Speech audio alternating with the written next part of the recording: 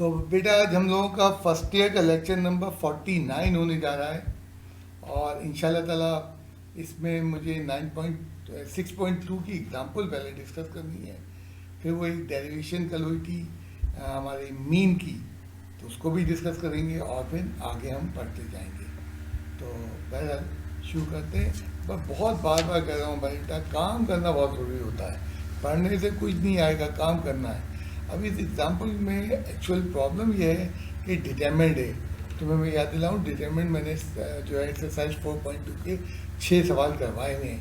तो सिर्फ इसी पॉइंट से करवाए थे कि जब डिटरमिनेंट आए तो उनको बच्चा डील कर सके। पहले तो कुछ वैल्यूज़ हैं इस एग्जाम्पल 8/166 में जो AP से ताल्लुक़ रखती हैं, एंड देन उसके बाद जो है उसकी सिंप्लीफिकेशन डिटरमिनेंट कैसे होगी इसलिए करके दिखा रहे हैं। बुक में जो तरीका किया वो रॉन्ग नहीं है, लेकिन वो तरीका मैंने नहीं पढ़ाया है क्योंकि चैप्टर 4 हमने अभी पूरा नहीं किया।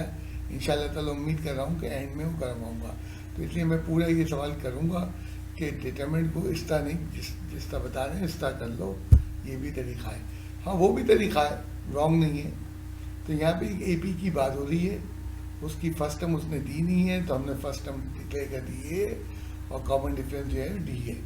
तो बार बार सवाल करने से पहले एग्ज़ाम में सबसे मुश्किल होता है चैप्टर 6 में कि आप AP और GP को आइडेंटिफाई करें, क्योंकि अभी तक तुमने GP नहीं पढ़ाई गई है, तो तुम लोग समझते हो कि बस हर चीज़ AP है, ही नहीं है।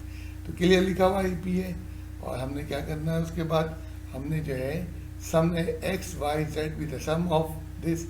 तो X सम है किसका, P टर्म का, तो SP is equals to sum की SN का फॉर्मूला यूज करते हैं।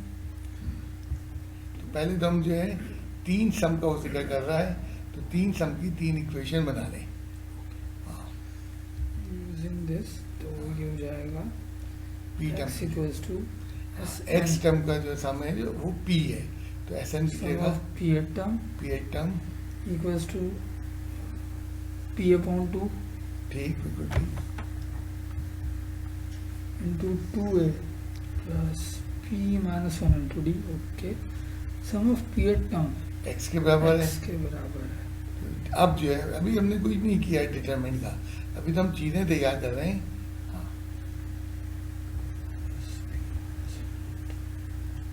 अब यहाँ पे तुम देखो कि हमें वैल्यू जो डिटरमिनेंट में पुट करनी है वो X/P है, तो P को क्रॉस मल्टीप्लाई कर लेते हैं, तो ये X/P की वैल्यू निकाल ली।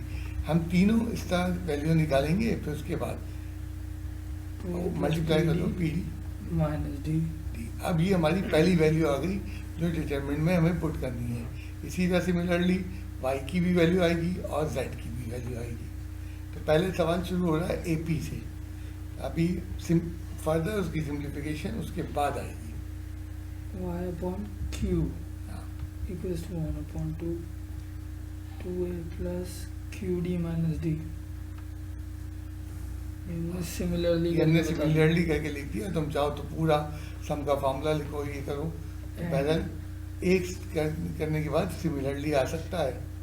एक और टर्म थी हमारे पास Z/R।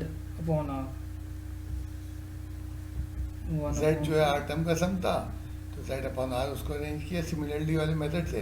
चाहो तो पूरे स्टेप ले लो, बेहतर है, कोई मसला नहीं है। अब ये जब हमारे पास तीनों चीज़ें आ गई, अब हमने क्या प्रूफ करना, उसका लेफ्ट हैंड साइड उतार लेते हैं। 0 से प्रूफ तो नहीं, मुश्किल हो जाएगा, तो लेफ्ट हैंड साइड ले लीजिए डायरेक्ट आप, और उसके बाद लिख दीजिए substitute the relevant values LHS तो P Q R जैसे हम क्वेश्चन उतार रहे हैं, पहले क्वेश्चन उतरेगा y/q Z/R 1 1 1। ओके, ये हमने LHS से उतार लिया। अब इनकी रिस्पेक्टिव वैल्यूज पुट करो। Substitute the values x/p y/q Z/R में 1 2 3 तीनों वैल्यूज रख लेते हैं।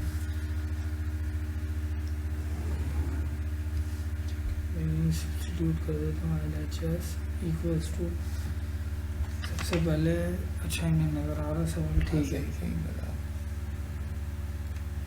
P X/P की वैल्यू ये है 1/2 2a plus PD minus D ठीक, फिर 1 अब जो था क्यू वाई अपॉन क्यू की value 1/2 2a plus q d minus D 1। इसी तरह आर में वैल्यू थी 1/2 2a plus r d minus D 1। Determinant closed. अब देखो बात क्या है, हम डिटरमिनेंट में वैल्यूज लेके पहुंच गए। अब ये सवाल एपी से निकल के 4 चैप्टर में चला गया 4.2। अच्छा, डिटरमिनेंट खोलने के कई तरीके हैं, तो मैंने पहली रो पहली कॉलम से सिखाया है, उसके अलावा भी तरीके हैं। तो बुक में जो किया वो गलत नहीं है, लेकिन वो क्योंकि हम स्किप कर गए हैं चैप्टर, तो ज़्यादा आसान है पहली रो या पहले कॉलम से ओपन कर देते हैं। क्या हुआ है? अच्छा, ओके, तो अब हमारे पास हम पहले कॉलम से कर लेते हैं, तुम चाहो पहली रो से कर लो। एक काम कर लेते हैं कि पहले टेकिंग कॉमन 1/2। नहीं, कॉमन नहीं ले सकते ना, इनको नहीं पढ़ाया है ना वो कॉमन। अच्छा ठीक है सर, इनको डायरेक्ट ओपन करना है, तो डायरेक्ट एक्सपेंड करना है। एक्सपेंड हाँ, क्योंकि एक प्रॉपर्टीज का तरीका होता है वो नहीं पढ़ाया गया है, तो डायरेक्ट एक्सपेंशन कर दो। आप अलजेब्रा संभालो, रो 1। ओके, रो से कर लो, रो से कर लेते हैं सर। तो रो से पहली रो एक्सपेंड या करने पहले में कॉलम से करो। एक्सपेंड बाय रो 1 में पी के बाद अब जो चीज़ें हमारी पी वाली रो चली गई, पी वाला कॉलम चला गया। 1/2 2a plus q d minus D, फिर 1/2 2a plus r d minus D minus D और 1/1। पहली रो से तो पहली रो की दूसरी माइनस क्यू नीचे लिख लो। माइनस क्यू के साथ हमारे पास वाला कॉलम चला गया ये कॉलम और गया, ये रो चली गई, तो क्या क्या बचा? तो 1/2 2a plus p d minus D और आर डी वाली। ये थोड़ा सा अलजेब्रा लंबा जाएगा, इसमें बुक वालों ने जो प्रॉपर्टी निकाला तो उसमें अलजेब्रा छोटा हो जाता है।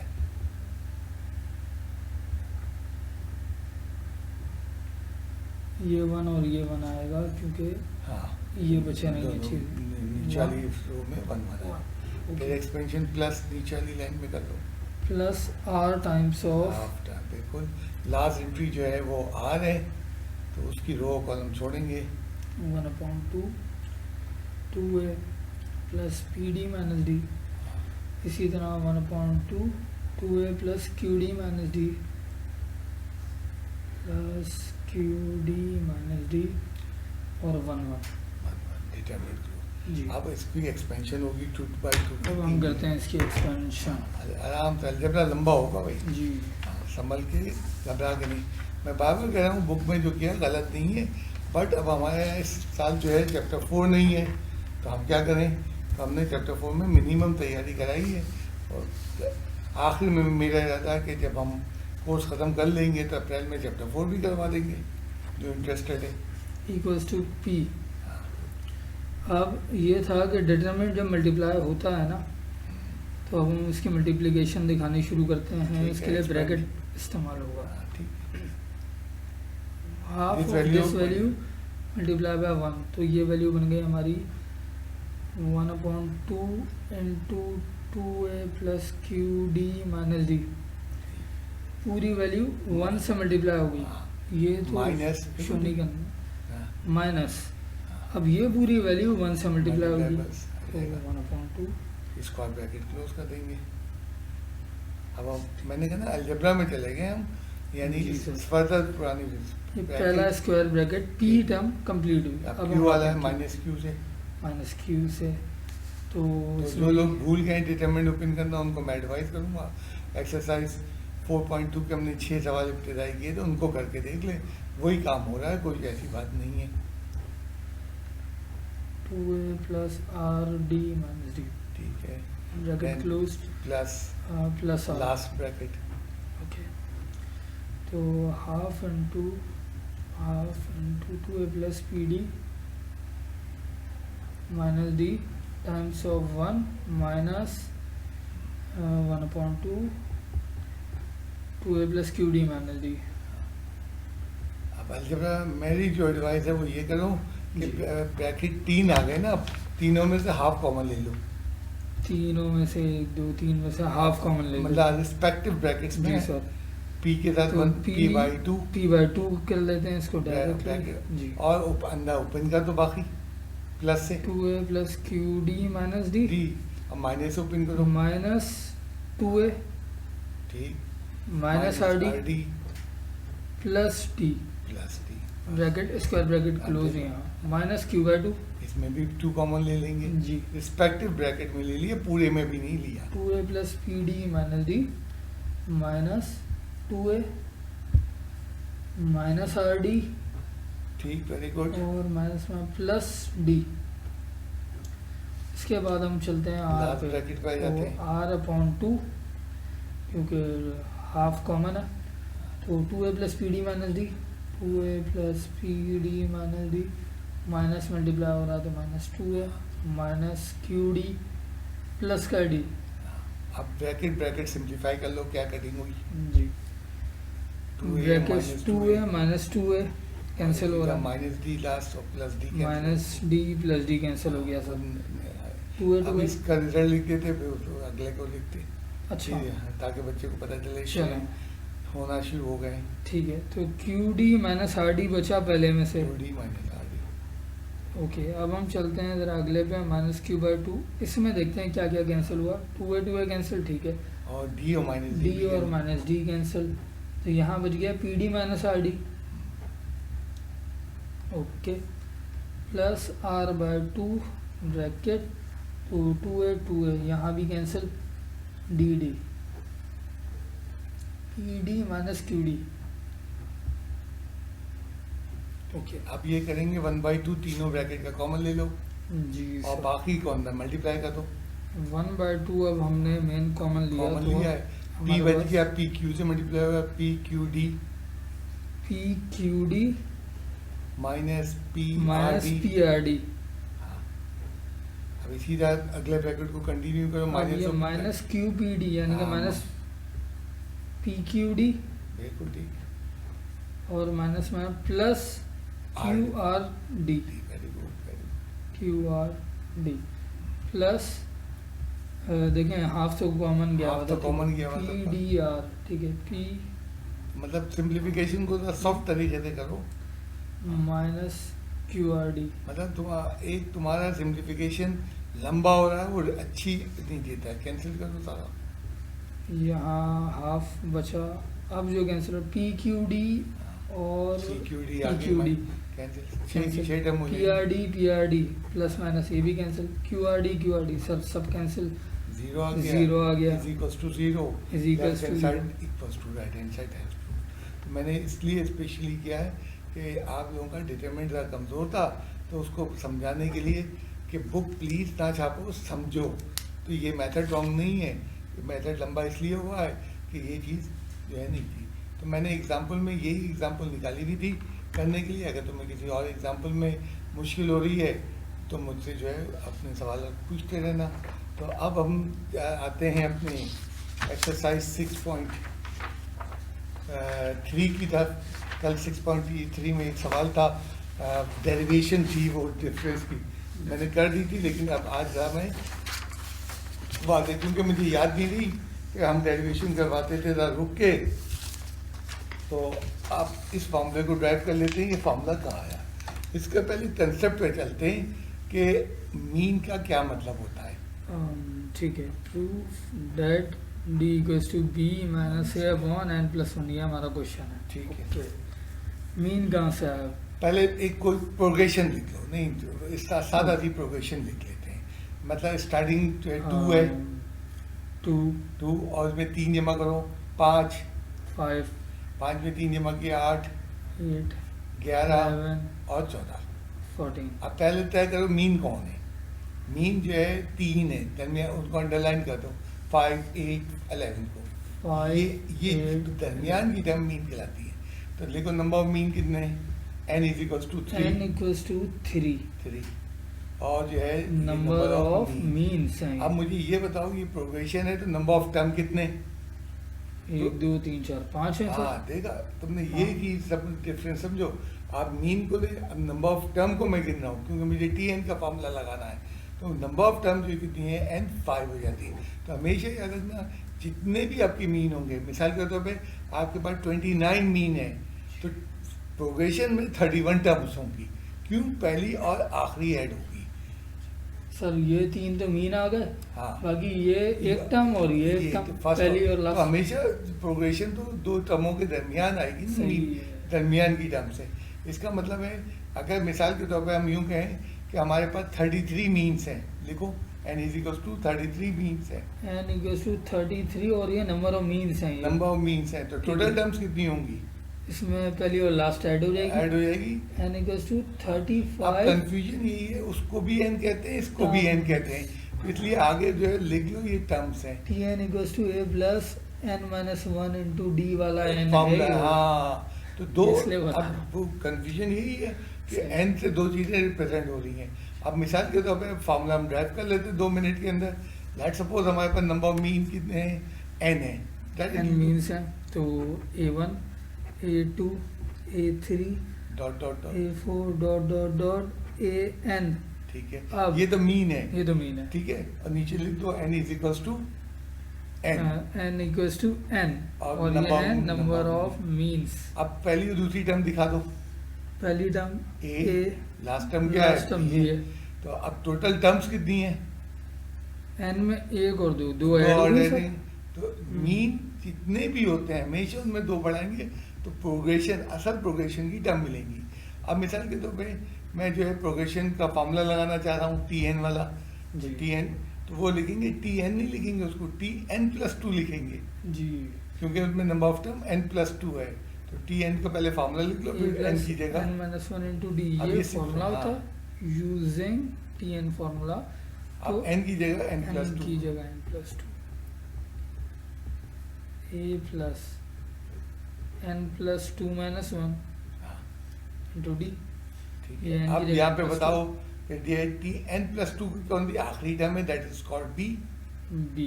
प्रोग्रेशन की बात कर रहे हैं ना, तो हाँ। प्रोग्रेशन की आखिरी टर्म हमारे पास बी है। तो b इक्वल्स टू हाँ। a plus n first term a है, हम्म। और इसको सिंप्लीफाई कर लो ब्रैकेट को, और B यहाँ से माइनस अरेंज A। करके वो फॉर्मूला आ गया बस। तो जब तक तुम ये कंसेप्ट नहीं, अभी तो जरूरत नहीं पड़ रही, 6.3 नहीं है बुक में, लेकिन जाके 6.8 में मीन शामिल है हमारे कोर्स में, तो ये कंसेप्ट चाहिए हमेशा। याद रखो, जितनी दरमियान की टर्म है उनमें 2 जमा करेंगे तो पूरी प्रोग्रेशन आएगी, और ये पूरी प्रोग्रेशन के लिए मैंने फॉर्मूला लगाया।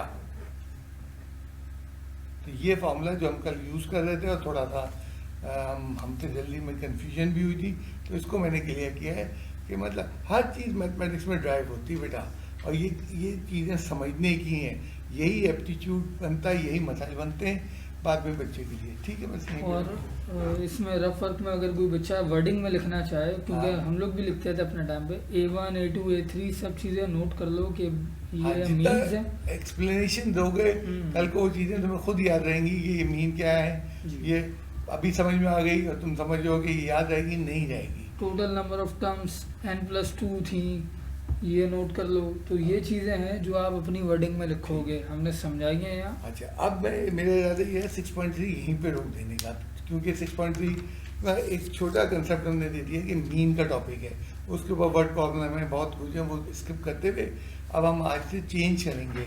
एंड कहाँ जाएंगे हम लोग जाएंगे जो है अपने जीपी पे। तो आज हमारे पास प्रोग्रेशन काफ़ी अच्छी तरह से चेंज हो रही है और हम जीपी पे।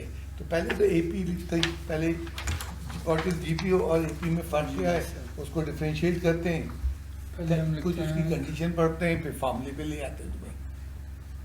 Recalling AP. एपी एपी हम पढ़ चुके हैं, इसे रिकॉल करते हैं ज़रा। हाँ। 3 7 11, ठीक है, ये एक एपी है सर। इसमें क्या हो रहा है, आप जो है 4 ऐड कर रहे हैं एपी के अंदर। अब जीपी में क्या होता है, ज्योमेट्रिक प्रोग्रेशन में एपी की एक जनरल फॉर्मेट भी लिख हाँ देता हूँ। जनरल फॉर्मूले एपी में हम डी ऐड कर, एक मखसूस वैल्यू ऐड करते हैं और आखिरी nth टर्म क्या बन जाती है उसकी। A plus n minus one into d. AP का बुनियादी एक जनरल आइडिया दिया। अब जीपी में लिखोगे कि जीपी आम सादा सी जियोमेट्रिक प्रोग्रेशन। प्रोग्रेशन। इसके ऊपर भी बहुत जल्द बात करूंगा कि इसको ज्योमेट्रिक क्यों कहते हैं। आज सिर्फ इंट्रोड्यूस करा रहा हूँ, आज नहीं बात करूंगा। लिखते हैं हाँ। 3 6 12 24 डॉट डॉट डॉट। क्या हुआ क्या, तुम देख रहे हो 2 से मल्टीप्लाई कर रहे हैं, तो एपी में ऐड होता है और जीपी में क्या होता है, सेम नंबर से मल्टीप्लाई करते हैं। वो जो मल्टीपल होता है उसको कहते हैं कॉमन रेशियो। अब इसमें इसकी जो हाँ, अभी एक फॉर्मेट पहले लिख दो, multiple is called common ratio. R तो अभी यार नहीं बता, सिर्फ मल्टीपल जिससे आप मल्टीप्लाई कर रहे हैं, मल्टीपल अभी उसकी बात करते हैं। is is called common ratio. Common ratio. ठीक है, तो जीपी में क्या कहलाता है, कॉमन डिफरेंस। एपी में, और यहाँ ये कहलाता है जिसे आप मल्टीप्लाई कर रहे हैं, कॉमन रेशियो। अब मिसाल के तौर पर इसका हम आइडिया ले लेते हैं। एक पहली टर्म मिसाल के एक प्रोग्रेशन की ए है, तो आर से मल्टीप्लाई करो, पहली टर्म ए आर होगी, ए आर होगा, ये आर कॉमन रेशियो कहला रहा है। फिर उससे आर से मल्टीप्लाई करते जा रहे हैं, तो R square A R cube, एक आर क्यूब। अब यहाँ रुक जाना, ये मुझे बताना है कि चौथी टर्म क्या थी, ए आर क्यूब। अब तुम देख रहे हो चौथी टर्म में ए आर 4 नहीं है, एक कम है, तो 17वीं टर्म क्या होगी, टी लिख के, T is equal to capital T नीचे, कैपिटल टी इक्वल्स टू हाँ टी 71 17 टर्म। ठीक है, तो क्या होगी, अब वो हमने लिख दिया फॉर्म, ए आर 16 एक कम हो गई। देखा, वो एक जनरल आइडिया हमने पकड़ा वहाँ से। अब मिसाल के तौर पे 53rd टर्म लिखना चाहूँ मैं, टी 53, हाँ। A R 52, A R 52। अच्छा, अब हम nth टर्म लिखना चाहें, nth टर्म अगर हम लिखना चाहें तो ए इंटू आर की पावर एन में से एक कम, एन माइनस 1। ये आ गया जीपी का फार्मूला। तो जीपी पढ़ना थोड़ा सा आसान इसलिए होता है कि हमें एपी में बहुत ये सब आइडिया मिल चुकी हैं, टर्म क्या है, एन क्या है। तो ये जीपी का फार्मूला है, जैसे एपी का nth टर्म का फार्मूला होता था, इस तरह जीपी का nth टर्म का भी फार्मूला आ गया। अब इस पर मैं डिस्कस करना चाहता हूँ ज़रा आर के ऊपर। वहाँ पे डी पे हमें कोई पाबंदी नहीं थी एपी के अंदर, लेकिन यहाँ कुछ पाबंदियाँ हैं। मसलन आर क्या नहीं हो सकता, 1 नहीं हो सकता। वेयर आर एक कॉमन रेशियो है जो कि हाँ, हमने common ratio एक्सप्लेन है। किया, इसको हम लिखते हैं आर से। ठीक है, ये 1 नहीं हो सकता, आर ठीक इज नॉट इक्वल टू 1, और Not 0 नहीं हो equals to सकता। यानी जीपी में सख्ती आ गई है। और क्यों नहीं हो सकता, ये प्रोग्रेशन नहीं बनेगी। तुम 1 से किसी प्रोग्रेशन को मल्टीप्लाई कर रहे हो तो सेम आएगी, और 0 से मल्टीप्लाई कर रहे हो तो प्रोग्रेशन खत्म हो जाएगी। तो जीपी में ये मल्टीपल नहीं हो सकते। मतलब ये दोनों, अगर किसी जीपी के अंदर आर 1 दिया हुआ है, it's not the GP. R 0 दिया, और जीपी में एक और शर्त भी है कि ए 0 नहीं हो सकता। ए जो कि फर्स्ट टाइम है वो 0 नहीं हो सकता। अब देखो ये पाबंदियां लगी, ये आपको पाबंदियां याद रखना पड़ेंगी। ए इज नॉट इक्वल टू ये जीपी में ये चीज़ें नहीं हो सकती हैं। जीपी अगर फर्स्ट टर्म 0 है, तुम उसको 5 से मल्टीप्लाई कर दोगे, कोई 5 थोड़ी आएगा, वो तो 0 आता रहेगा। तो प्रोग्रेशन इनकी वजह से नहीं बनती है। तो ये तो जीपी का हो गया। अच्छा, जीपी में थोड़ा सा ये है कि क्योंकि इंडाइसिस पावर का है, तो वो बच्चा बहुत घबराते हैं। जैसे 2 पे पावर 11, क्या कैलकुलेटर में दिखा दो ना, 2 पे पावर 11 कैसे होता है। 2 हाँ, पावर का बटन बता दो कहाँ है। 2 पावर का बटन वो करके साइन के बिल्कुल ऊपर वाला बटन है हमारे पास, बहुत इस्तेमाल होगा। पावर का बटन, ठीक है। तो पावर बटन हमने प्रेस किया, पावर कितनी 11 थी, 11 एंटर 2048। हाँ, तो अब ये जो है ज़रा इंडाइसिस के लिए जीपी की सिंप्लीफिकेशन एपी से निस्बतन टफ है, लेकिन एपी जीपी में नरमी लाता है। वही चीज़ें एन है और ये चीज़ें, तो ये तो हमने बताया। अब चलते हैं जीपी के ऊपर। टी एन का फार्मूला है, आज एक ही फार्मूला है, वो नीचे लिखा हुआ है, T N is equal to A R पे पावर n माइनस 1। तो एक्सरसाइज 6.4 में जो है एक ही फार्मूला है। अच्छा, आर कैसे निकलता है, जैसे तो ऊपर चले जाओ, वो 3 6 12 नहीं। अच्छा, ठीक है, ये 3 6। अब देखो कॉमन डिफरेंस कैसे निकला, तुम second term divided by first term कर लो। कॉमन रेशियो जो आएगा कॉमन रेशियो निकालने का, तो 6 अगर तुम्हारे पास 3 दो कंसेक्यूटिव टर्म है डिवाइड कर लो तो ये यहाँ से आर निकल आता है। 2 आ रहा है। इसी तरह अगर मैं- प्रोग्रेशन हमें दी गई है तो ज़्यादा आसान फॉर्मूला यही है कि second term divided by first term, या सही। प्रीसीडिंग अगली term divided by previous term. Second term divide by first जैसे हम डी निकालते थे second term minus first term, यहाँ डिवाइड करके निकाल देंगे। या प्रीसीडिंग प्रीसीडिंग अगली term divided by previous term. Previous. तुम्हारे पास 16वीं टर्म है और 15वीं टर्म है तो तुम आराम से जो है 16वीं को 15वीं से डिवाइड कर दो तो आर निकल जाएगा। तो ये हमने जीपी की थ्योरी थोड़ी सी पुटअप करी, जो आज के टॉपिक को एक्सरसाइज चलाइए लाइए, एक दो सवाल करके दिखाते हैं हम आपको। तो आज हमारी 6.4 ख़त्म नहीं होगी, 6.4 स्टार्ट हुई है। अब जो हमारे पास क्वेश्चन है तफाकन ये वही जीपी है जिसके ऊपर अभी हमने हाँ, काम एग्जाम्पल समझाई। तो एग्जाम्पल है हमारे पास, फाइंड द नाइन्थ टर्म। अब टर्म एन से रिप्रेजेंट होती है, जीपी में भी होती है, तो एपी में भी होती है। तो अब देखो यहाँ सॉफ्ट हो गया। पहले और तुम्हें डेटा मालूम लिख है- लेते हैं। हाँ data A first term equals to ये होता है, यहाँ पे भी first फर्स्ट term। टर्म ये है, एन 9 है, 9 है, और रेशियो निकाल के दिखा दो। T9 चाहिए। Ratio common ratio R equals to second term divide by 6/3 कर लेते हैं। तो R हो गया सर यहाँ से 2। अब देखो आर भी 0 नहीं है, ना 1 है, ना ए 0 है, तो इसका मतलब जीपी बन रही है। और हमने फिर उसका फार्मूला लगा दिया। Tn equals to a into R की पावर n माइनस 1। ये जीपी का फॉर्मूला है। जीपी की एनएटम का NATM फार्मूला का। क्लियर लिखा है जीपी। तो खुदा ना करे कोई एपी का फार्मूला लगाएगा तो फिर तो बचेगा नहीं वो। n की जगह पहले मैं 9 पुट किया। अब हमारे पास और भी वैल्यूज हैं, लिख रहे हैं। हाँ, तो T9 हमें चाहिए, T9 चाहिए। a की वैल्यू 3 थी, वेरी गुड। r की वैल्यू 2 थी और पावर 8 थी। हाँ, ठीक। अब वो पावर 8 के लिए मैंने अभी तुम्हें बताया कैलकुलेटर से बार बार तुम्हें करना पड़ेगा 2 पे पावर 8। तो थोड़ी सी सिंप्लीफिकेशन में जीपी हमारा तंग करता है 256। 256। और इनका जवाब बड़े बड़े आते हैं क्योंकि मल्टीपल होने की वजह से जवाब बड़े होंगे। एपी के मुकाबले में ये सीरीज बड़ी बड़ी टर्म्स रखती हैं। तो सर 9th टर्म आ गई। हाँ, उसमें पहला सवाल दिया हुआ, पहले सवाल में 8-9 पार्ट हैं बुक के अंदर। तो एक हमने डेमो करके दिखा दिया कि ये होता है। अच्छी जीपी में अच्छी सिंप्लीफिकेशन आएगी। तो नेक्स्ट मेरे पास क्या आ रहा है? अगला क्वेश्चन हम लाते हैं अपना।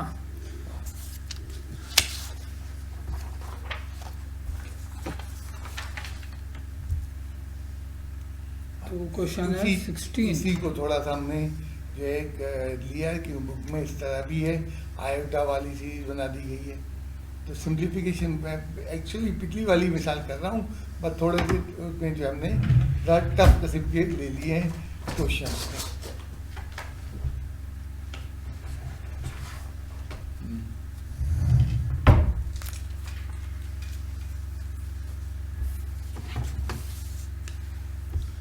हाँ, तो अब हम सबसे पहले जो है ना, पहले प्रोग्रेशन उतार लो जी, ताकि क्लियर आ जाए। आयोटा ये आयोटा है, minus iota dot dot dot up to 16 terms. बिल्कुल पिछले सवाल है। बस मेंबर्स ऑफ द सीरीज हमने अच्छे ले लिए क्योंकि बुक में भी ऐसे सवालात हैं। सही। एन सबसे पहले 16 है हमारे पास। ठीक है, डेटा में ए आ रहा है। फर्स्ट टर्म आई आयोटा। आयोटा ले सकते हैं, देखो 0 नहीं ले सकते थे, बस ये चेक पे रखो। और जनाब उसके बाद ये बताइए कि आर क्या है। 16 चाहिए, तो R equals to second upon first, यानी कि 1 अपॉन आयोटा। अब मैंने 1 अपॉन आयोटा कर तो लिया, लेकिन हाँ। अपॉन में आयोटा क्योंकि हम कोशिश करते हैं अपॉन में आयोटा अच्छा नहीं लगता है, तो उसको रेशनलाइज कर लो, मल्टीप्लाई डिवाइड कर लो। 1 अपॉन आयोटा मल्टीप्लाई और बाय आयोटा 1 अपॉन में भी करके कर सकते हैं, थोड़ी सी सिंप्लीफिकेशन टफ हो जाएगी। Iota square, but iota square की वैल्यू याद है। आयोटा स्क्वायर -1 होता है। तो R equals to iota upon -1, इसका मतलब R equals to minus iota है। एक चीज़ इन्हें और भी करके दिखा दो कि हम third term divide by second term से भी आर सेम आएगा। जरूरी नहीं है सब करना है, ये सिर्फ मैं बच्चों को कॉन्फिडेंस देने के लिए बता आर दूं, ये इक्वल्स भी हो टू, सकता इस बार मैं ये है। दो हाँ, टर्म उठा हमने लेता कहा हूँ। था ना अगली टर्म को पिछली टर्म से डिवाइड करें, आर निकलता है। तो कभी कभी माइनस ऐसा होता आयोटा है, अपॉन कभी वन। कभी ऐसा होता है कि पहली दूसरी डिवाइड करने में मुश्किल निकल आता है, और देखो वही रिजल्ट कितनी जल्दी आ गया। तो ये आप जितना प्रैक्टिस में होंगे तो आप पहचान लेते हैं कि भाई third term divide by second term से आर निकालना आसान है। अब फॉर्मूला लगाते हैं एन टर्म का, टी एन इक्वल्स टू या बार बार कह रहा हूँ जीपी की एन टर्म का लगाना फॉर्मूला। जी, T 16 equals to A into R की पावर 16 माइनस वन। ए और आर की वैल्यू लिख देते हैं बिल्कुल। डेटा से। ए की वैल्यू आयोटा थी, आर की वैल्यू हमने अभी निकाली माइनस माइनस आयोटा, आयोटा पे पावर पावर 15 हो गई। 15 हो गई। टी 16 की हम बात कर रहे हैं तो माइनस पे ऑड पावर, पहले माइनस बाहर कर दिया, बिल्कुल, यानी आयोटा। ब्रैकेट से माइनस बाहर लिया है, और आयोटा आयोटा को मिला के आयोटा पे पावर 16 का दो, बेसिस सेम है। माइनस आयोटा इंटू आयोटा 15, तो आयोटा 16 पावर बन गई। 16 पावर बन गई। अब से आयोटा को स्क्वायर में तोड़ लेते हैं। अब इसे ब्रेक कर अब लेते देखो हैं, ना, आयोटा जीपी का स्क्वायर। भी कंसेप्ट चल रहा है, और साथ साथ तुम्हारी पुरानी सिम्प्लीफिकेशन भी चल रही है।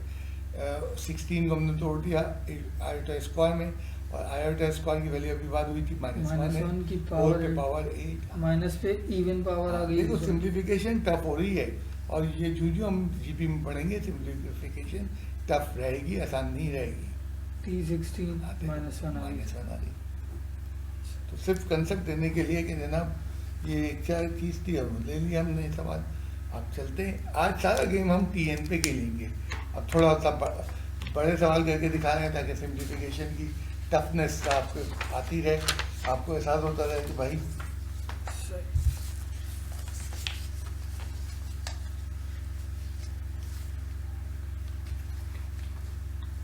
वही मिलता जुलता सवाल है।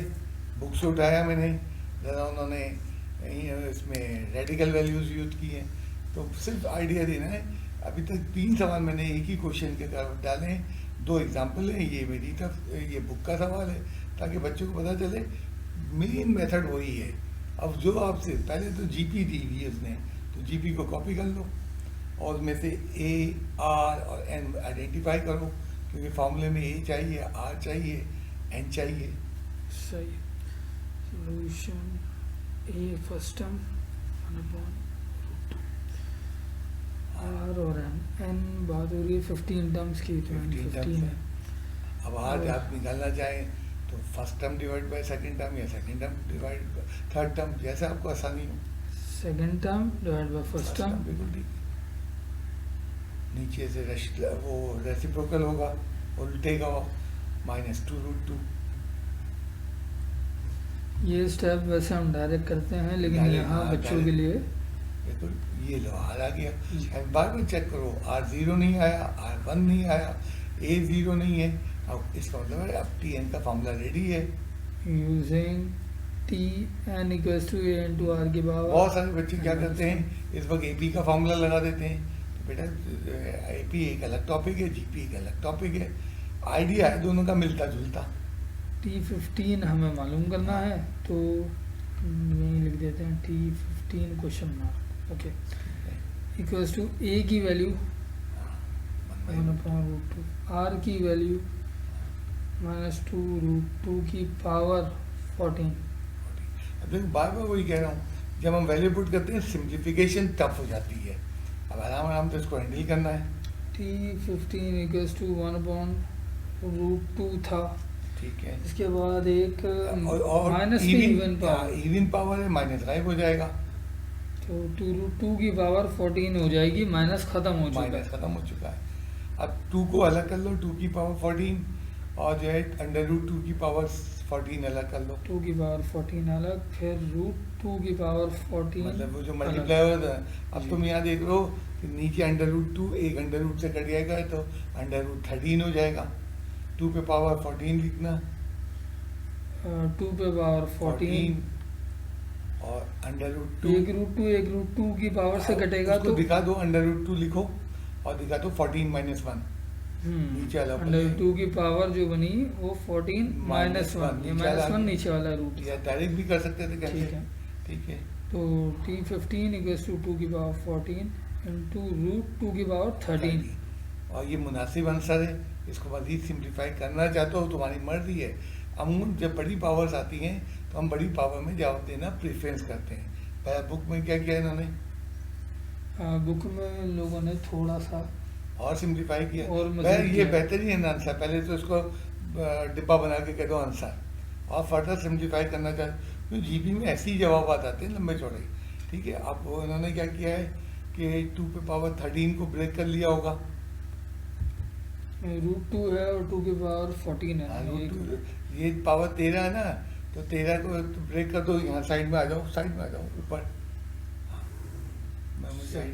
हाँ, देखो टी पे पावर कौन सी 15 इक्वल्स टू 2 पे पावर 14 रहने दीजिए आप। सही। ठीक है, और इसको ब्रेक कर लें रेडिकल को, तो ये 13 में से आप क्या करें, पावर 12 अलग कर लें। √2 की पावर 12 अलग कर दी और हमने, जो है और एक √2 आ गया। एक √2 आ गया। अब वो जो मिडिल वाली टर्म है √2 पे पावर 12, उसको सॉल्व कर सकते हैं हम, तो 2 सारे बाहर आ जाएंगे फिर। 2 की पावर 14 हाँ, इंटू, ये अब half ये हाफ पावर है। √2 पे हाफ पावर जब मल्टीप्लाई होगा 12/2 तो बिल्कुल ठीक Into 2. × 2। 2 पे पावर मैं यही 14 कह रहा हूँ बार बार कि जीपी में सिंप्लीफिकेशन टफ है। 2 पे पावर 20 20 सही, ये आ गया मेरे ख्याल से तुक्का। जी ये ठीक है, तो जो मैंने नीचे कहा वो भी आंसर रॉन्ग नहीं है और ये भी है, तो बेहतर है हम बुक के आंसर बनाएं ताकि हमें कॉन्फिडेंस आए। बुक का आंसर है। हाँ, ठीक है सर। तो ये तुम्हें भी तंग करेंगे सवाल, मैं बता रहा हूँ आज के होमवर्क में सिंप्लीफिकेशन। अब सारा देखो जीपी के ऊपर जब फॉर्मूले में पुट कर दिया उसके बाद तो पुरानी नॉलेज आई, जिसको मैं सिंप्लीफिकेशन कहता हूँ। अमूमन हमारा बच्चा उन पुरानी नॉलेज में उलझ जाता है। तो और आगे चलते हैं, टीएन का कोई और फॉर्मूला क्या है, एक क्वेश्चन और ले आते हैं। एक क्वेश्चन हम और ले अब आते हैं। थोड़ा सा हट के सवाल लाए हम, अब ये नहीं पूछ रहे।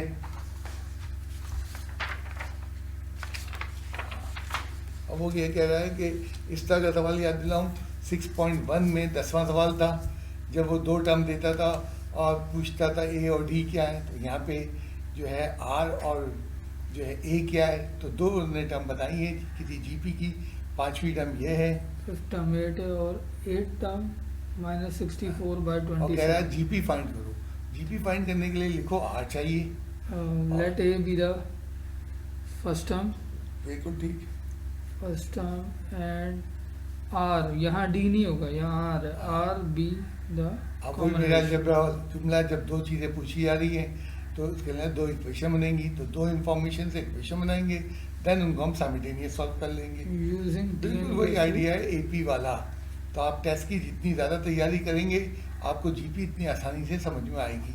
इसलिए मैंने टेस्ट अगले हफ्ते रखा है कि जब जीपी अपने पीक पे पहुँच रही होगी तो एपी में तो 8 टर्म का फार्मूला लगा देते हैं और 5th टर्म का T5 = a इंटू आर की पावर, ये फॉर्मूला हम इस्तेमाल कर रहे हैं 5 के लिए, 5 - 1।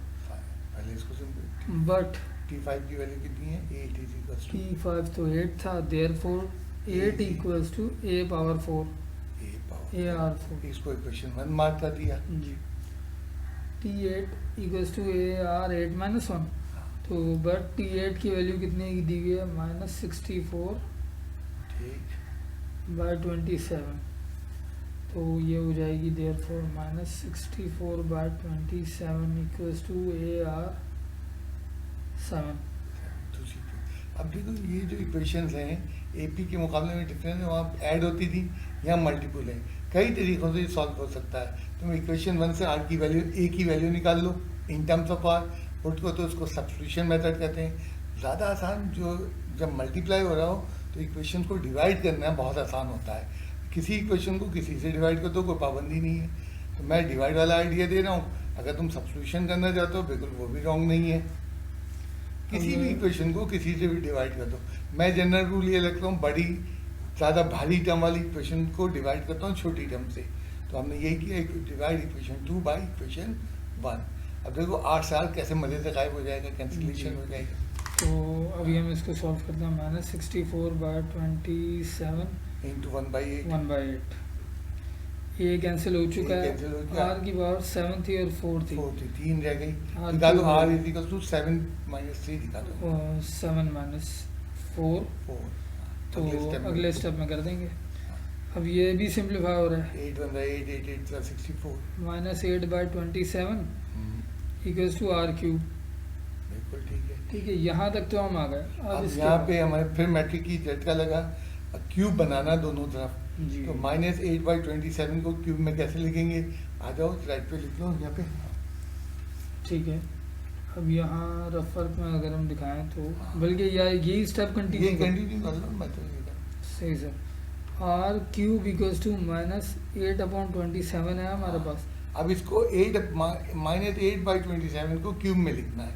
तो 2 का क्यूब 8 होता है, 3 का क्यूब 8 होता है, -2/3 का होल क्यूब, 3 और होल क्यूब।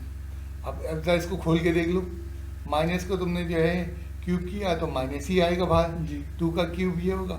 ये थोड़ा स्टेप फिर वो कह रहा हूँ मैट्रिक क्लास का है, ये यहाँ का नहीं है। therefore r is equal to क्या निकल के आ रहा है? देयरफॉर आर इक्वल्स टू -2/3 आ गया सर। अब r जब हमें मिल गया तो r की वैल्यू इक्वेशन 1 या 2 जो है, क्योंकि जीपी निकालनी है ना हमें, तो ठीक है, तो इक्वेशन 1 में ज़्यादा आसान रहेगा। लेते हैं। नया पेज ले लो।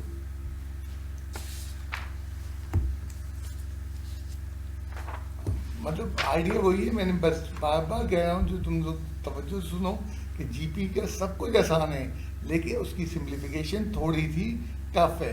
और सिंप्लीफिकेशन से मुराद तो यही होता है जो पुरानी बैकग्राउंड नॉलेज है वो टफ है आपकी, आपकी नई नॉलेज टफ नहीं है। अब जो पुरानी चीज़ें भूले गया है बच्चा, वो फिर चिल्लाता रहता है कि ये बहुत टफ हो गया, ये क्या हो गया। हमने आर की वैल्यू पुट कर दी है, ए सिंप्लीफाई हो जाएगा, माइनस खत्म, माइनस खत्म क्योंकि इवन पावर है। 2 की पावर 4, 2 to the 4 16, 16, 27 और 3 81, 81। ठीक है। 81 ऐड 82 और 16 भी डायरेक्ट कर सकता है हाँ बच्चा इनको कर यहाँ लो, पे। क्रॉस कर लो, सभी को कर लो क्रॉस, एक अकेला छोड़ दो। ये अकेला छोड़ दिया। अब यहाँ से हो गया शाम। 81/2। सवाल खत्म नहीं हुआ, सवाल एक दफ़ा फिर पढ़ो। उन्होंने कहा फाइंड द जीपी, अभी तो तुमने ए और आर निकाला है, तो सवाल पढ़ लो, फाइंड द जीपी। अब जीपी लिखना शुरू जी। करते हैं। फर्स्ट टर्म क्या आ गया? आर आ गया हमारे पास। हाँ तो फर्स्ट टर्म थी हमारे पास 81/2। अब इसको जो है कॉमन रेशियो से मल्टीप्लाई करना, -2/3 से दबानी कर लो, कैलकुलेटर पे कर लो, तो क्या आ रहा है? ये आएगा -27, हाँ, फिर आएगा फिर 18। कम से कम 3 टर्म निकाल के देन डॉट डॉट डॉट छोड़ दो। अब ये टर्म्स आई कहाँ से? अब ज़रा इनकी एक छोटी सी रफ वर्किंग अगर मैं इन्हें दिखा सकूँ। हाँ मतलब मल्टीप्लाई करते हुए दिखा देंगे। 81/2 जिसके समझ में मल्टीप्लाई नहीं आया कि ये टर्म कैसे बनी, तो सेकंड टर्म के लिए 8 से मल्टीप्लाई करेंगे आप फर्स्ट टर्म को। 2/3 मल्टीप्लाई करा जिसके समझ में नहीं आया उसके लिए कर रहे हैं। ये टर्म लाने के लिए ये रफल जरूरी नहीं था। 2 से 2 कैंसिल, 3 1 जा 3, 327 -27 बचे रहा। ठीक है, फिर इस तरह से -27 को फिर मल्टीप्लाई कर दो, तो तीसरी टर्म, क्योंकि जीपी का आइडिया वही है जी। कि आर एक मखसूस नंबर से मल्टीप्लाई प्लस हो करना। गया, तो 3 9 जा 9 2 जा 18। ये रफल जरूरी नहीं था, लेकिन अगर तुम थोड़ा सा घबरा रहे हो तो कर लो, अच्छी बात है। ज़्यादा से ज़्यादा बता दे देना। और सर इसमें एक चीज़ और अपना मैट्रिक वाली ऐड करवाते हैं आप। इफ अच्छा, अब वो जब इंडाइसिस पावर का ये लोग भूल गए। मिसाल के तौर पर वो आर पे पावर आई थी अभी हैंडल के थे, अब देखो यहाँ इवन पावर ली है, ये मैं एक एग्जांपल दे रहा हूँ, इवन पावर है। अब 81 को इवन पावर में कैसे तोड़ोगे ये समझने की बात है। अब 81 हाँ, है 81 है तो ये 3 पे पावर 481 होता है। अब इवन पावर में मसला क्या होता है, नेगेटिव भी आ सकता है। तो जब आप इवन पावर हैंडल कर रहे हैं तो आंसर आपका प्लस माइनस आएगा। x इज इक्वल टू नीचे लिखो प्लस माइनस। +-3। जब आप ऑड पावर, अगर तुम इसी के सामने देखो, वो तुम्हारा r³ is equal to -20 -8 upon, वहाँ ऑड पावर है, Odd power। तो ऑड पावर में माइनस अंदर आ जाता है अगर होता है, लेकिन इवन में प्लस माइनस। एक ने कहा ये क्या हुआ बेटा, तुम जो है अपने इसको 3 को 4 दफ़ा मल्टीप्लाई करो तो 81 आता है, ये है ना। 3 पे पावर 4 और 3 इंटू 3 इंटू 3 इंटू 3 हाँ 81 81। जी इसी सर। तरह माइनस भी दिखाओ, -3 पे पावर 4। -3 होल पावर 4 हाँ तो 4 दफ़ा मल्टीप्लाई करो। -3 हाँ -3 -3 इंटू -3 इंटू ये -3 81 आ रहा है। 1 2 3 4 माइनस हाँ, खत्म तो हो ये जाएगा। कब होता है? जब आपका इवन पावर इन्वॉल्व होते हैं, तो इवन पावर में बेस जो है प्लस माइनस में आता है। तो ये बातें जीपी की नहीं हो रही हैं, ये इंडाइसिस की, मैट्रिक की हो रही हैं। ऑड पावर में कोई मसला नहीं होता, ऑड पावर में एक ही जवाब आता है, या तो पॉजिटिव होगी तो पॉजिटिव आएगा, नेगेटिव होगा नेगेटिव। बल्कि एक काम करो जी फिर नेक्स्ट पेज पे ले आओ ठीक है। और 3 लगा देते हैं हम। नेक्स्ट पेज, सादा पेज लाओ। हाँ सर लिखो यहाँ पे 2 पे पावर 5, 2 पे पावर 5 ठीक है। और जो है इसके नीचे लिखो कि जनाब -2 पे पावर 5 -2 पे पावर 5 5। और इसी तरह नीचे लिख देते हैं हम कि जनाब अपने +2 पे पावर 8। 8 तो बड़ा हो जाएगा, चलो 2 पे पावर 4 कर लो। 4 अब देखो तीनों को ओपन करके दिखाओ। 2 पे पावर 5 हाँ। यानी कि 2 इंटू 2 इंटू 2 आपको ये दिखाया कि जनाब अगर आपकी ऑड पावर है तो साइन वही चलेगी। जी। नीचे ही दिखाओ। -2 -2 ऑड पावर है तो साइन वही चलेगी, ऑड पावर। अब इवन में दिखाओ, इवन में 2 इंटू 2 एक आखिरी लिख लो -2 पे पावर 4। अब देखना इवन पावर है, माइनस खत्म कर देगा। तो ये याद रखना है कि पावर इवन है, ऑड है, इसको ज़रा ध्यान में रखना। इसका एंड रिजल्ट पॉजिटिव आएगा। तो इवन पावर का एंड रिजल्ट पॉजिटिव आता है। ऑड पावर में जो बेस का साइन होता है वही आता है। जैसे मैंने ऑड पावर 2 पे पावर 5 लेके, बेस मेरा पॉजिटिव था तो पॉजिटिव ही आंसर आएगा। जी। और जब मैंने ऑड पावर में बेस को नेगेटिव लिया तो आंसर नेगेटिव आएगा। तो ये थोड़ा सा, ये भी चीज़ें कंफ्यूज करेंगी आपको।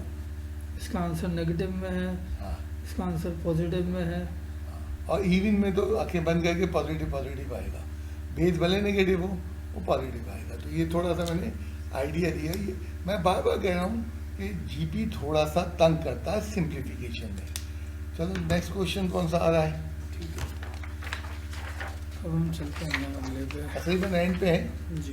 इंशाल्लाह ताला। 5-7 मिनट में, 10 मिनट के अंदर की उम्मीद है क्लास खत्म हो जाएगी। सही। अब इस सवाल पे हम आ गए। तो एक जीपी हमारे पास है। एग्जाम्पल, अब वो कह रहा है find the term number. Term number का मतलब एन पूछ रहा है। जीपी की आखिरी एक टर्म दे रहा है प्रोग्रेशन की, और कह रहा है इसका कौन सी 11वीं टर्म है या 28वीं टर्म है। तो एन फाइंड करना है। वो सबसे पहले डेटा के प्रोग्रेशन दी हुई है तो ए मिल गया हमें। फर्स्ट टर्म, और लास्ट टर्म, अब लास्ट टर्म का नंबर नहीं है तो टी एन लिख दिया उसको हमने। एंड उसके बाद हमने आर निकाला, क्योंकि 2 टर्म को डिवाइड करके कंसेक्यूटिव टर्म को आर निकाल सकते हैं। यहाँ आर निकाल दिया। तो याद रहे एन जो निकल के आएगा वो नेचुरल नंबर आएगा। ये तो जी। पहले ही तय है प्रोग्रेशन के अंदर N। जो है टर्म नेचुरल होती, टर्म नंबर। फॉर्मूला एक ही हमारे पास, उसमें पुट कर दो। TN 6561, ठीक, ए की वैल्यू 3, आर की वैल्यू 3, n-1। n चाहिए हमें। एन चाहिए, आप इसको सिंप्लीफाई करते हैं। ये डिवाइडेड 3 अपॉन में n-1। ठीक है। बच्चा क्या करेगा, यहाँ 9 की पावर बना देगा बेटा। नहीं, ये नहीं, नहीं कैसे होगा। बन जाएगा? जी। ये तो n-1 है। तो बहुत सारे सना कर लेते हैं मसले। ये यहाँ पे हम आ गए। अब सर अब कुछ भी नहीं 7 करना है। देखो बेस सेम होगा तो पावर इक्वेट होंगी। जी। अब 7 to 9 3 पे पावर क्या बनता है, उसमें हम कैलकुलेटर उठाते हैं और तुक्के लगाते हैं।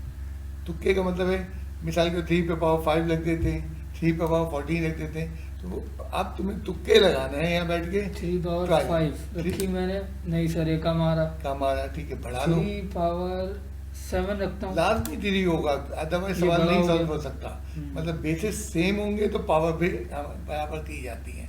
तो कई टाइम की हमने 3 पावर 6 6 आ गया सर। 3 पे पावर 6 के बराबर। यानी बाद बच्चों को याद होता है, वो डायरेक्ट लिख देते हैं। सही। नहीं तो हम कैलकुलेटर से कहते हैं एडवाइस कर लो। बेसिस सेम हो गई, सेम प्लस साइन है तो उधर भी प्लस। तो यहाँ से क्या होगा n-1 पावर पावर को इक्वेट करा इक्वेट कर दिया।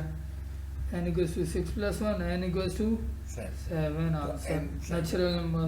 सातवीं टर्म है जो है इस प्रोग्रेशन की आखिरी टर्म होगी। सही। तो मतलब उस फार्मूले को, एक ही फार्मूले को हम हर तरह से आजमा रहे हैं, देख रहे हैं। और अब मेरे ख्याल से हम लास्ट सवाल पर आ जाएं।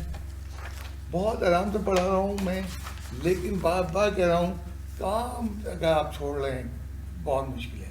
एंड खुदा ना करे कोई प्रॉब्लम है यार तो कॉल तो करो, मुझे बताओ तो क्या मसले हैं जिसको मैं सॉर्ट आउट करूँ तुम्हारे।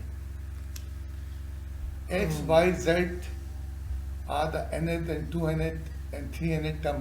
पहले तो एक जीपी की कुछ इंफॉर्मेशन है, पहले हम उसको लेंगे और प्रूफ की तरफ अभी नहीं देखेंगे। पहले हम जो है जीपी की इंफॉर्मेशन लेंगे। हमने डिक्लेयर किया कि जीपी का एक है, एक ही जीपी है, उसका फर्स्ट टर्म जो है ए है और कॉमन रेशियो आर है। तो जनाब हम लिखते हैं फॉर्मूला किसके लिए, nth टर्म के लिए। x is the nth term of GP। किस तरह लिखा जाएगा, Tn का पहले फॉर्मूला Tn का फॉर्मूला a into r की पावर n minus 1 तो और x है, x x है। is equals to। तो देखो मैं अभी तक प्रूफ की नहीं देख रहा हूँ, प्रूफ तो बात की बात है। पहले मेरे पास वैल्यूज तो आए ना x y z की, ये आ गया। इसी तरह y is the 2nth term। 2nth term ठीक है, जो उसने कहा हम भी मान रहे हैं। इसमें सेम फॉर्मूला इस्तेमाल किया, t ऑफ Tn का फॉर्मूला इस्तेमाल किस तरह होगा, कि 2n n की जगह 2n a r 2n minus 1 हो गया, और t 2n y के बराबर y था। के बराबर है, A, ये हमारी दूसरी R। वैल्यू। तो सारी पहले वैल्यूज को पिक कर ले रहे हैं कि है क्या, फिर प्रूफ पढ़ेंगे जी। और फिर उसको करते चले जाएंगे। x हो गया, y हो गया, एक और उसने हाँ, दिया है Z। z 3nth term is the सम की 3nth बातें नहीं कर रहे हैं, टर्म की बातें कर रहे हैं। टर्म। सम का टॉपिक जीपी में अगली एक्सरसाइज में आएगा। तो t की power 3n a r 3n minus 1 t 3n बराबर था z के a r 3n minus 1। अब देखो एक्स वाई जेड तीनों की वैल्यू हो गई। अब सवाल पढ़ लो, उसने क्या कहा है कि Y square is equal to Z X. अब कई तरीके हैं हमारे पास, हम राइट हैंड ले लें, जेड और एक्स की वैल्यू पुट करें, वो वाई स्क्वायर के बराबर आ जाएगा। तो कई तरीकों से अब अगला प्रूफ हो सकता है। तो हमने टेकिंग राइट हैंड साइड ले लिया।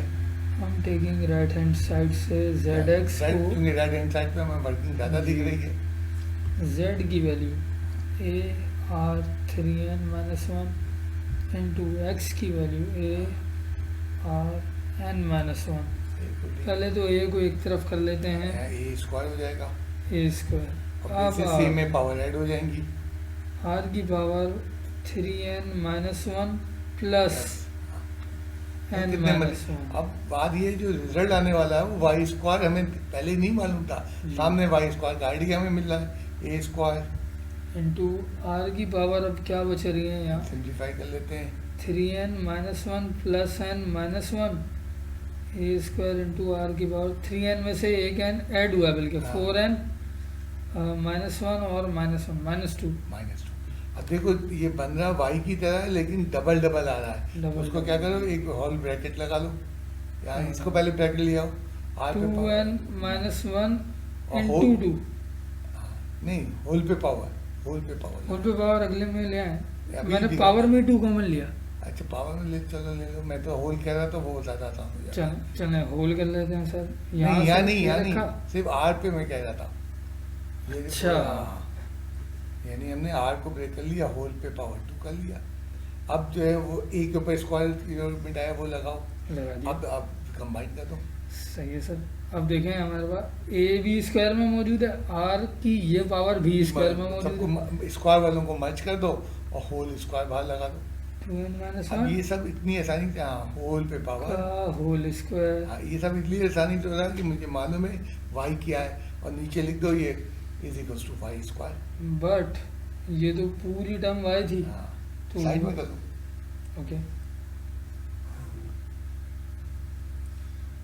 But y equals to into R की पावर 2n minus 1 थी, ठीक है। तो इसकी जगह, पूरी की जगह हमने लिख लिया y square. Left hand side equals R H S लेते हुए हम चले थे, R H S equals to LHS होगी। और भी तरीके हैं, बहुत सारे टीचर डिफरेंट तरीक़ों से कराते हैं। वो भी तरीका रॉन्ग नहीं है। मैंने हमेशा पहले डेटा निकालते हैं फिर प्रूफ की तरफ हम दौड़ते हैं। तो आज यहाँ मेरी जो है 6.3 जो है पूरी 6.4 पूरी तो नहीं हुई है, लेकिन सवाल आप दिए हैं। अभी थोड़ी देर में आपके क्लास वर्क होमवर्क आ जाएगा, प्लीज़ सवाल करो। और मैं बहुत कम बच्चों के क्वेश्चंस आ रहे हैं। अगर तुम होमवर्क नहीं कर पा रहे हो, लड़ना है बेटा। कोरोना बहुत मुश्किल है, तो दुनिया में ये बात हो रही है, वायरस आने के बावजूद और ये एंटी वैक्सीन आने के बावजूद कोरोना भी 4-5 साल चलेगा। तो तुम्हें तो ज़िंदगी में लड़ना है और नई नई चीज़ें अडॉप्ट करनी है। ओके बेटा, आज की क्लास हम यहीं पे एंड कर रहे हैं।